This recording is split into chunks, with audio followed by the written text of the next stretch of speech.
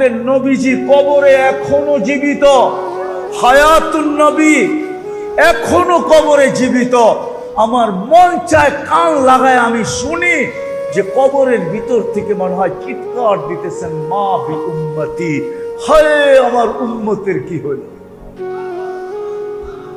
হায় আমার উম্মত আমার আদর্শ কেন ছাড়লো, আমার ইজ্জত কেন রাখলো না, আমার লাজ কেন রাখলো না, আমার আদর্শ কেন ছেড়ে দিল।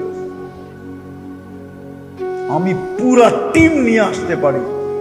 যারা স্বপ্নে দেখছেন, এখনো আল্লাহওয়ালারা স্বপ্নে দেখেন আল্লাহর রাসূল উম্মতের জন্য কবরও কাঁদতেছে।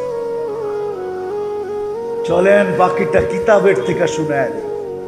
আবুল সামারকান্দি রহমতুল্লাহ আলাইহি লেখছেন, জানি না আপনাদের দিলে গাঁদবে কি গাঁদবে না।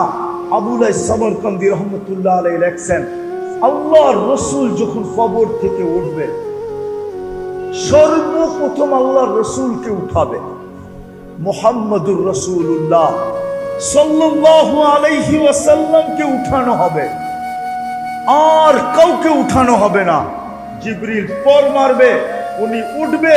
তো আবুল্লাহ সামারকান্দি লেখছেন, উঠবে ওয়াহুয়া ইয়াবকি ওয়া ইয়াকুল, চোখে পানি নিয়ে উঠবে, কাঁদতে কাঁদতে উঠবে আর বলতে থাকবে, জিবরিল ময়দানের যেদিকে তাকাই ওদিকে তো ফাঁকা দেখি, ডাইনে তাকাই তো ফাঁকা, বামে তাকাই তো ফাঁকা, সামনে তাকাই তো ফাঁকা, পিছে তাকাই তো ফাঁকা, আমার উম্মত কোথায়?